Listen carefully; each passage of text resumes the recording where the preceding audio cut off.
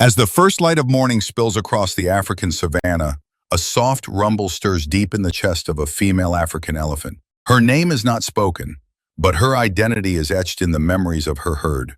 She blinks slowly, her long lashes flickering against the soft breeze, and lifts her massive head from the dry grass, where she rested in a shallow dustbed. The coolness of dawn clings to her skin, and the earthy scent of night begins to fade, giving way to the promise of a new day. Nearby, her family stirs. The matriarch, the oldest and wisest female, is already standing tall. Her ears gently flap as she surveys the open plain. She lets out a low, guttural rumble. The younger elephants respond instinctively.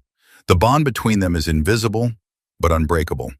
Each rumble, each glance, each flick of the trunk is a language passed down through generations. The elephant shakes the dust from her wrinkled skin. Particles shimmer in the golden light, like dusted gold in the rising sun. She stretches her trunk high and inhales deeply, catching the wind-borne sense of distant acacia trees, the hint of water miles away, and the unmistakable musk of another herd. Her wide ears fan slowly, cooling her body and listening for far-off sounds. She follows the group as they begin their slow, deliberate march. Their wide feet press into the earth without a sound. Elephants walk on tiptoe, their massive weight cushioned by a thick pad of fat and connective tissue. They move with quiet grace, a beautiful contradiction to their enormous size. Dust swirls gently in their wake, kicked up by each silent step. By mid-morning, the sun hangs high. Heat simmers across the plain. The elephant flaps her ears to cool down, veins radiating heat like living fans. She pauses by a bush, plucks a branch with her trunk, and strips the leaves in one smooth motion. She eats constantly: bark, leaves, twigs, fruit, grass, hundreds of pounds a day.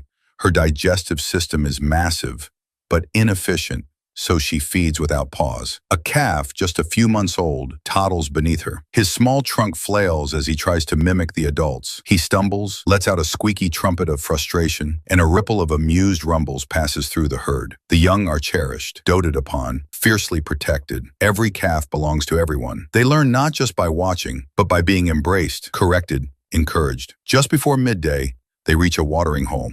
They approach slowly. Water draws more than the thirsty. The matriarch pauses, then gives the signal. The herd fans out. The elephant curls her trunk, draws up gallons of water, then curls it back into her mouth.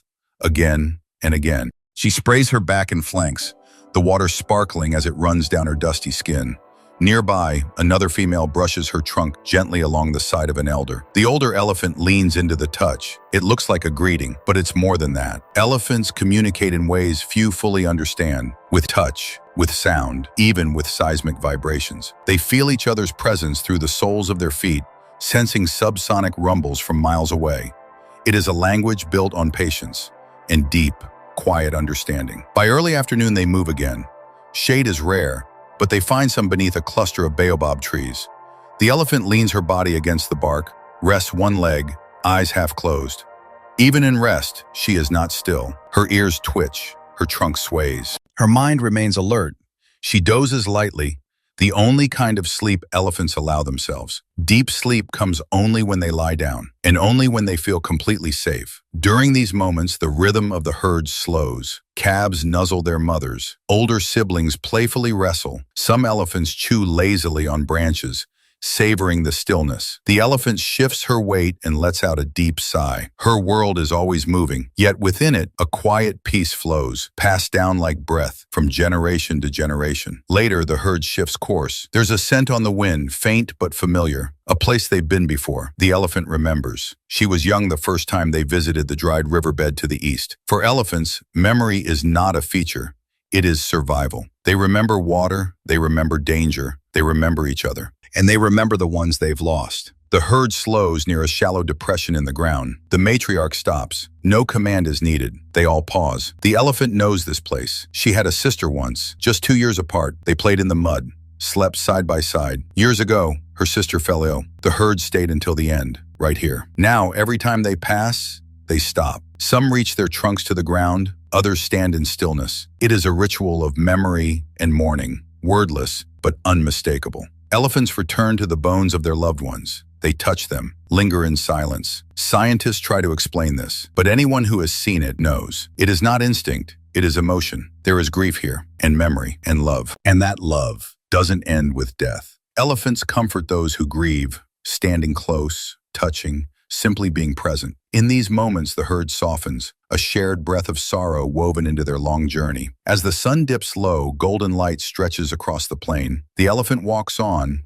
weary but content. Her body is built for endurance. Her feet are cracked and worn, yet her stride is steady. Her skin bears the stories of dust storms, thorn bushes, playful calves, and nights under stars. Each wrinkle, a memory. Each scar, a map. Evening comes, cool and quiet. They pause atop a small hill. Below, the plain stretches wide, dotted with zebras, impalas. A lion's roar echoes faintly, not close, but close enough. The adults circle tighter around the young, not from fear, from instinct, from tradition. The elephant stands at the edge. She tilts her head as if listening beyond the horizon. Maybe she's remembering, maybe she's simply present. Both are sacred. As night falls, she curls her trunk around a patch of grass, chews a final mouthful, scratches the earth with her toes, and lowers her body into the dust. With a heavy exhale, she rests her head. Her breathing slows. The earth seems to breathe with her. The sky glows orange, then indigo. Stars appear, like scattered embers. Crickets begin their song. And somewhere, another herd answers. The elephant's eyes close. Stillness takes her. Peace is not the absence of danger. It is the presence of understanding. And she understands her place, her role, her history. This was a day in the life of an elephant.